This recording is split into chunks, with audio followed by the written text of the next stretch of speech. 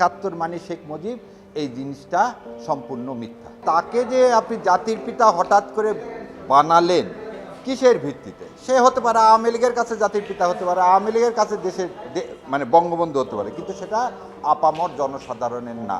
যে আমাদের যে প্রোক্লামেশন ইন্ডিপেন্ডেন্ট ছিল, তারপরে আমাদের পরবর্তীতে তার শপথ অনুষ্ঠান, সব জায়গায় শেখ মুজিবুর রহমানকে বঙ্গবন্ধু ঘোষণা করা হয়েছে, কোথাও জাতির জনক ঘোষণা করা হয়নি।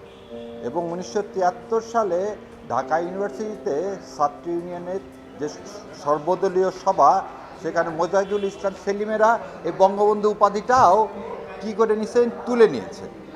সো তাকে যে আপনি জাতির পিতা হঠাৎ করে বানালেন কিসের ভিত্তিতে? সে হতে পারে আওয়ামী লীগের কাছে জাতির পিতা হতে পারে, আওয়ামী লীগের কাছে দেশের মানে বঙ্গবন্ধু হতে পারে, কিন্তু সেটা আপামর জনসাধারণের না। এবং এই জন্যেই এই যে ফ্রড, মানুষের সাথে প্রতারণা, এই প্রতারণার জন্যে এই আইনটা বাতিল হওয়া উচিত। কিন্তু এই আইনের সব কিছু আমি বাতিল চেয়েও দুইটা জিনিস বাতিল চাইনি। একটা হচ্ছে এই আইনের প্রথমে বিসমিল্লাহির রহমানির রাহিম আছে, তো আমি কোর্টকে বলেছি বিসমিল্লাহির রহমানির রাহিমটা এক্সপান্স করে বাকিটা বাদ হবে।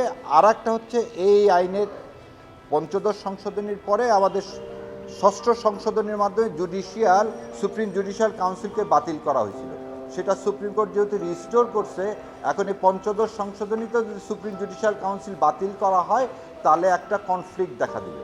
যেহেতু আদালতের রায়ে এই সুপ্রিম জুডিশিয়াল কাউন্সিল গঠন হয়েছে, সো বিসমিল্লাহ সুপ্রিম জুডিশিয়াল কাউন্সিল রেখে বাকিটাকে আমি মানে বাতিল করার জন্যে আমি আমার সাবমিশন রেখেছি। আল্লাহর ইচ্ছা ইনশাল্লাহ মনে হয় হয়ে যাবে। বাকি আমিরুল ইসলাম সাহেব ড্রাফট করছে। আমরাই নাম্বার ওয়ান, আমরাই নাম্বার ওয়ান। নাম্বার ওয়ান হচ্ছে মেরিল পেট্রোলিয়াম জেলি।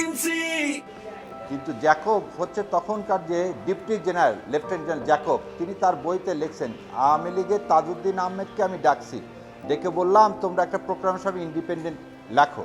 তখন তাজউদ্দিন আহমেদ আমাকে বললেন আপনি লিখে দেন। তখন জ্যাকব সাহেব ওটা লিখে তাজউদ্দিন আহমেদকে দেয়।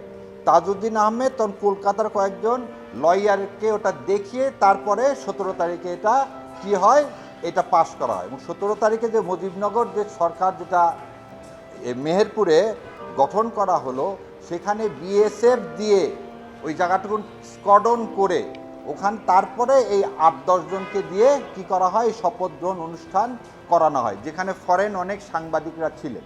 সো সংবিধানে যে কথাটা বলা হলো যে আমরা আমাদের প্রোক্লামেশন বাংলাদেশ আওয়ামী লীগ ড্রাফট করছেন, এটা মিথ্যা কথা, এটা ইন্ডিয়া করছে। দ্বিতীয় কথাটা